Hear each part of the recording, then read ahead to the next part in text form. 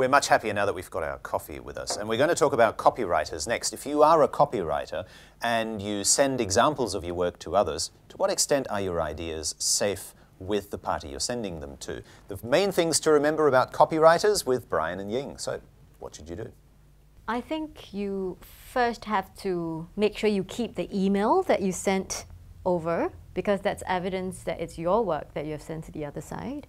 It's been expressed on paper, so I think you're fairly safe there. But if they have a disclaimer, whoever you're contributing to, that says that whatever that's sent to them belongs to them, you have to be wary of clauses like that. Where would you find such a disclaimer? If it's an advertisement, for example, for a writing competition, generally there will be terms and conditions. So you would have to scrutinize those terms and conditions to make sure that it's not adverse to you.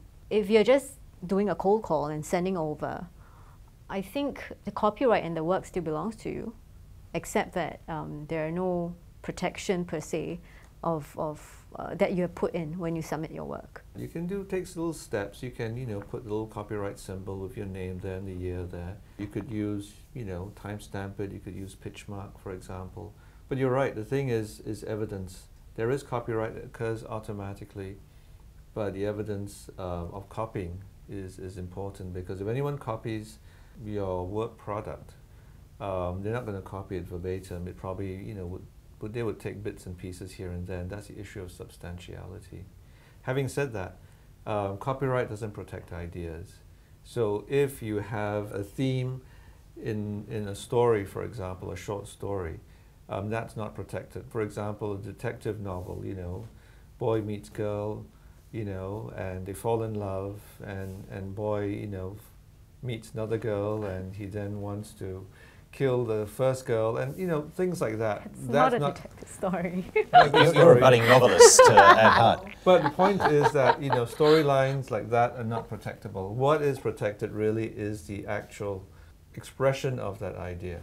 I have heard, though, that nobody else could ever write a Sherlock Holmes novel, for example. In fact, because the character Sherlock Holmes is now so well established, that unless it's Arthur Conan Doyle who writes it, and I think the chances of that are fairly slim, you can't have anybody else write about that character. True or false? I think that actually is not so much copyright. Yeah. There have been parodies, let's say with Gone with the Wind, and it's arguable as to whether they're sort of riding on the reputation of the early novels. Things like Sherlock Holmes or James Bond. If you write something like that, you're going to get trademark infringement, because I do believe that the estates of those authors have registered, those names as trademarks as well. Mm. So there's a slight difference here. So if you use Sherlock Holmes as a character in your novel, if that's a trademark registration, then yes, there will probably be an infringement. But if you're writing a story that's modeled after a detective with his trusty, second-hand, it's an idea that cannot be copyrighted. So there has no copyright protection. So in that sense, no, if you write a novel, a proper detective novel, Not like Brian's. not like Brian's, with variation of the actual Sherlock Holmes, it depends on how wide the variation is as well. It could be a parody, it could be set in modern-day London, which has happened. So it depends. It's not a clear-cut, oh no, I cannot write a detective story that somewhat looks like Sherlock Holmes. Right. Yes. Okay. Let's say then that you have a customer, you've done your copywriting job, and it might be a white paper or an advertorial or some other form of commissioned copywriting work. That work is now published in a reputable newspaper.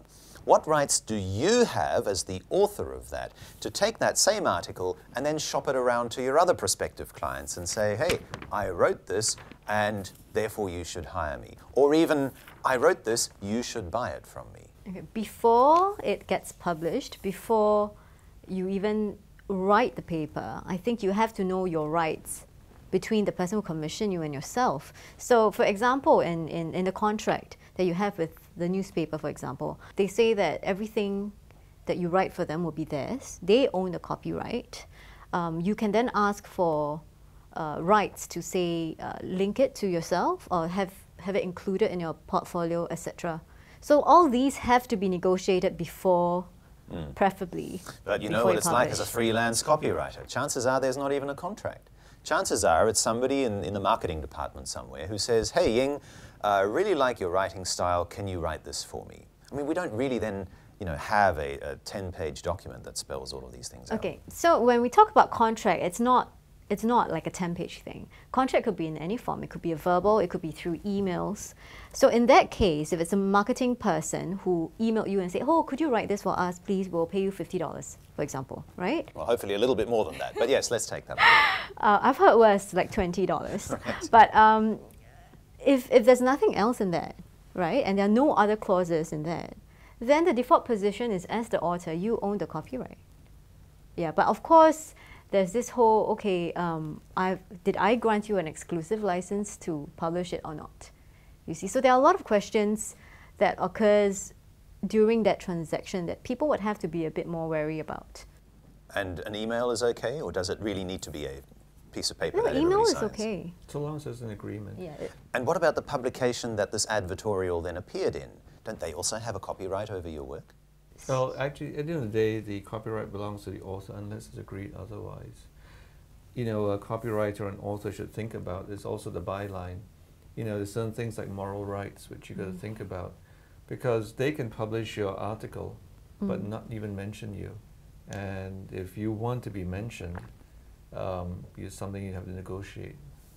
Well, that's usually the case in an advertorial, right? Or in some form of commissioned piece. The copywriter never gets credit. They get the check, hopefully. But I think for most advertorials, perhaps, I mean, they wouldn't want your name on there as well, right? So I think it probably goes back to what was negotiated before that. I mean, at the end of the day, nothing, unless agreed otherwise, the work is yours. Whether you're given credit or not, that's a separate issue in that sense. Okay. Let me turn this whole issue around, because we've taken the perspective that the copywriter is the aggrieved party, that it's their rights that we're talking about. But the copywriter also has to get the information from somewhere. And the internet obviously is a rich source of all sorts of information for copywriters. How careful do you need to be as a copywriter not to be infringing on other people's ideas and not to be taking other people's text? How much of other people's ideas and text can you actually get from other sources such as the internet? You can get ideas, that's not protected in general, unless there's a patent. But if you're a copywriter, yes, you can take ideas, you know, but it comes back to if you're actually going to plagiarize someone else's article or thesis or paper on the internet, you've got to be very careful, because chances are if you've copied more than a substantial amount or copied a substantial amount, you're going to be infringing. I mean, there's a slight distinction between infringement and plagiarism. In terms of infringement, like say if I'm doing something, I'm doing research on the internet, I think you have to be careful in the sense that definitely you have to paraphrase. Don't copy word by word. But you could still be liable for infringement, because it depends on, maybe in the article that you copied, there are very unique gibberish, right, which is unique to the author, and you copied those gibberish, even though it's gibberish. Let's say. Are we still talking about Brian's novel here? So let's say detective in my novel. novel there is a line which is utterly memorable, and it's become an internet meme. Everyone remembers that line. So it's what we call qualitative, and even if you've basically paraphrase everything, but you use that one line or those at a paragraph, yeah, you could be infringing. Right. So frankly, dear, I don't give a damn is out. You can't use that. yeah, you can. It has to be something really quite That's probably special. even trademarked as well. You know, you can even trademark specific phrases as well. And as a copywriter, I assume that's also open to you.